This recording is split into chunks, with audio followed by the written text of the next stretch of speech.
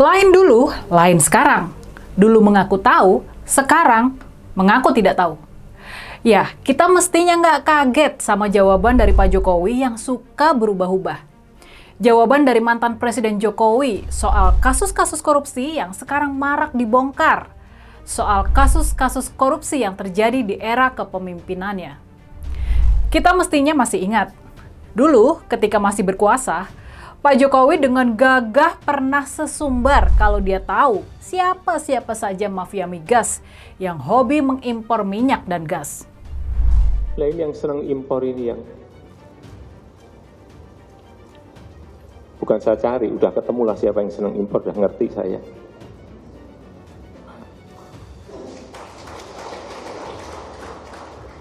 Hanya perlu saya ingatkan bolak-balik, hati-hati. Kamu hati-hati, saya ikuti kamu. Siapa yang impor? Ya orang-orang yang senang impor. Bapak Ibu saya kira tahu semuanya.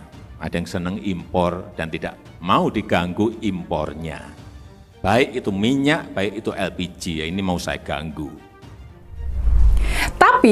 Tapinya nih, sekarang ketika mencuat kasus impor BBM dan Pertamax oplosan yang konon bisa merugikan rakyat Indonesia sampai hampir 200 triliun per tahun, kasus yang terjadi di era kepemimpinannya, kasus yang terjadi antara tahun 2018 sampai dengan tahun 2023, apa yang sekarang dikatakan sama Pak Jokowi?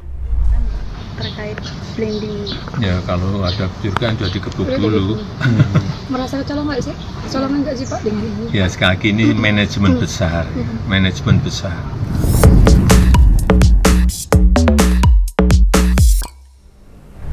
Soal inkonsistensi, soal ketidakkonsistenan, kita tahu Pak Jokowi seperti apa. Dia inilah politisi ulung yang mendapat julukan populer, sen kiri belok kanan. Pak Jokowi adalah politisi yang konon ucapannya selalu tidak konsisten. Makanya, soal kasus-kasus korupsi, soal niat dia memberantas mafia migas, apakah sekarang kita masih bisa percaya sama dia? Apakah kita masih bisa mempercayai kata-kata dari Pak Jokowi? Gimana kalau menurut kalian? Lalu soal kasus korupsi di Bank BJB yang kemungkinan melibatkan mantan Gubernur Jawa Barat, Kang Ridwan Kamil.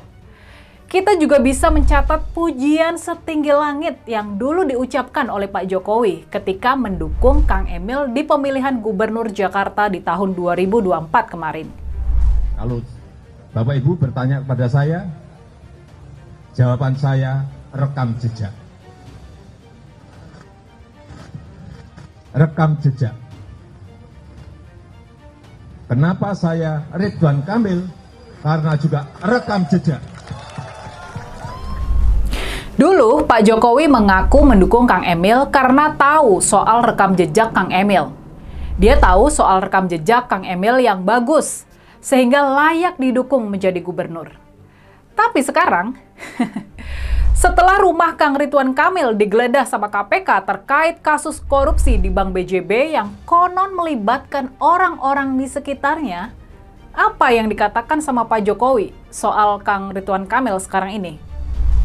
Kalau melihat sosok Pak Ridwan Kamil, Pak, selama menjabat itu apakah ada kemungkinan seperti itu? Ya saya kan nggak tahu.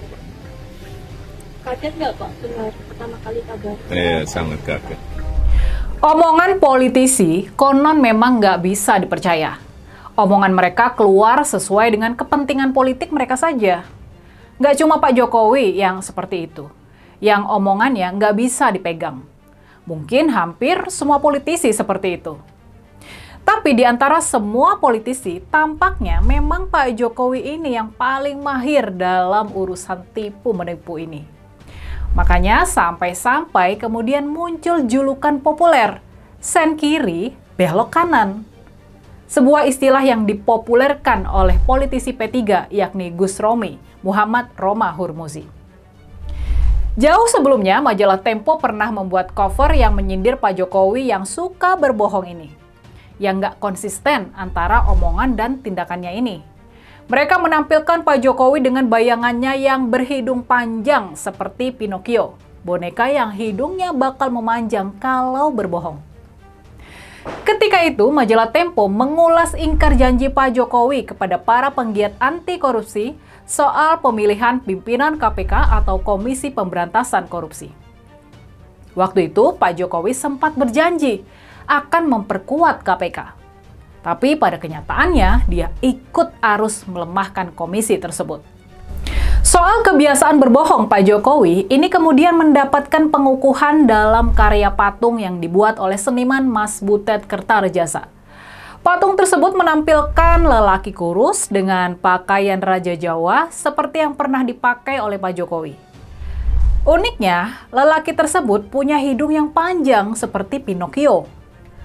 Karya ini memang tidak menyebutkan bahwa patung tersebut adalah gambaran dari Pak Jokowi.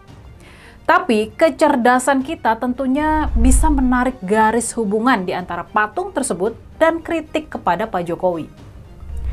Soal kebiasaan dan budaya berbohong dalam bungkus pencitraan, ini kemudian mendapat telaah tajam dari cendekiawan Sukidi dalam esainya yang bertajuk Pinocchio Jawa, yang kemudian viral di media sosial.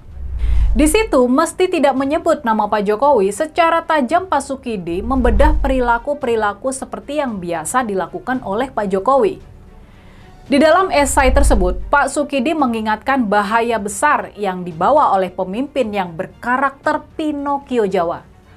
Menurutnya, di penghujung masa pemerintahannya, Pinocchio Jawa mewariskan budaya kebohongan dalam berpolitik tanpa rasa bersalah sedikitpun. Kebohongan demi kebohongan dalam berpolitik dia praktikkan sebagai strategi permainan kotor untuk mempertahankan kekuasaan.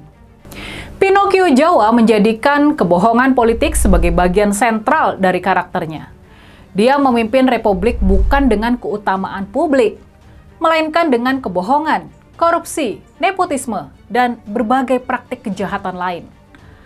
Dan mirisnya, praktek yang sudah terlanjur banal ini pun diterima luas sebagai kewajaran tanpa rasa malu. Dan karenanya, kini Pinocchio Jawa pun mengukuhkan diri sebagai ikon pembohong terbesar. Jadi, makanya nih, melihat semua catatan itu, kalau sekarang Pak Jokowi begitu rajin tampil di media, mengomentari ini dan itu, melakukan klarifikasi atas 10 tahun masa pemerintahannya, apakah kita masih bisa percaya sama apa yang dia ucapkan? Apa kita bisa percaya kalau Pak Jokowi nggak tahu menau soal korupsi impor bahan bakar minyak di Pertamina? Apakah benar dia nggak tahu praktek curang yang dilakukan selama 5 tahun itu, antara tahun 2018 sampai dengan tahun 2023 tersebut? Lalu apakah kita bisa percaya kalau Pak Jokowi nggak tahu kalau Kang Emil nggak tersangkut korupsi dana iklan di Bank BJB antara tahun 2021 sampai dengan 2023? Jadi gimana nih kalau menurut kalian? Apa kita masih percaya sama klarifikasi Pak Jokowi sekarang ini?